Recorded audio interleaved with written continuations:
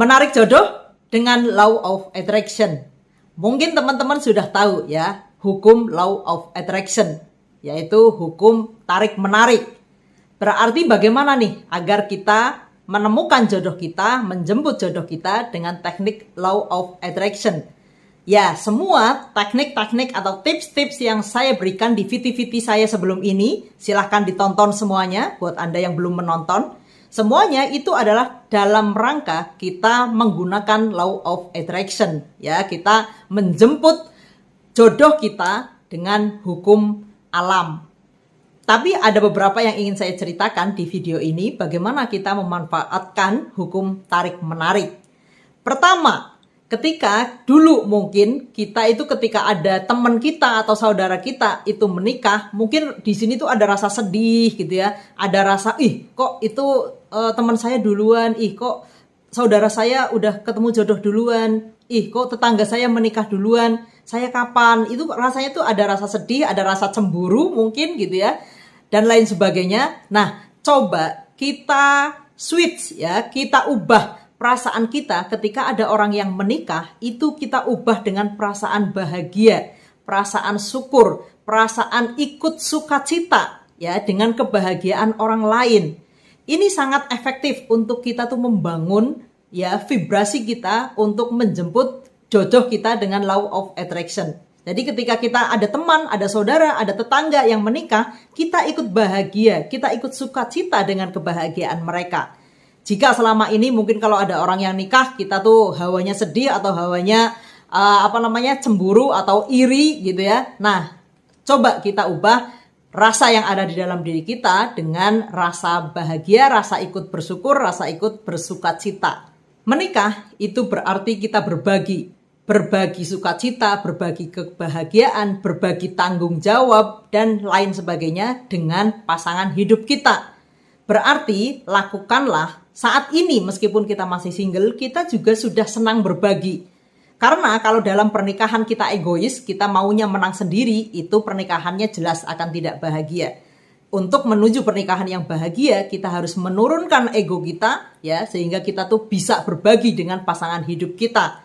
Oleh karena itu, sebelum kita menikah, latihlah dulu untuk rasa berbagi ini sudah menjadi kebiasaan kita.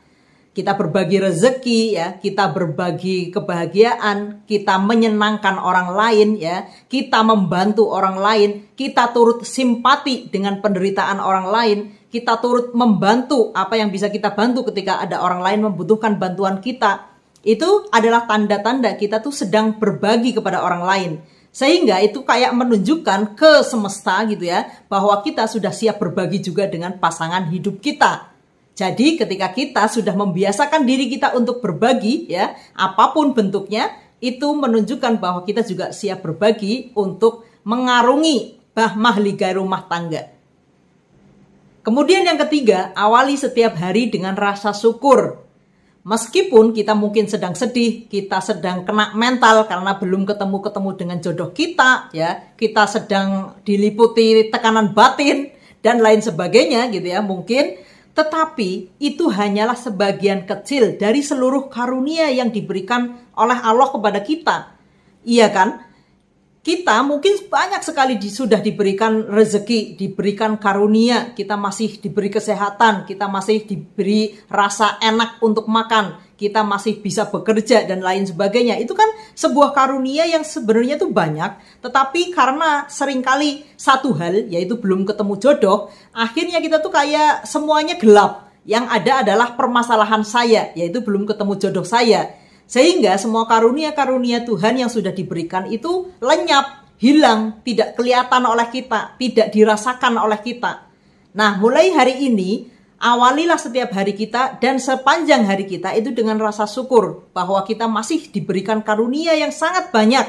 Jadi awali hari kita dengan rasa syukur dan penuhi setiap hari kita dengan rasa syukur juga. Sehingga belum ketemu jodoh itu hanya setitik kecil hitam saja ya. Di antara luasnya atau besarnya karunia yang sudah diberikan Tuhan kepada kita. Kenapa kita akan kesulitan menemukan jodoh kita? Ya karena vibrasi yang kita pancarkan itu ya masih rasa kurang terus.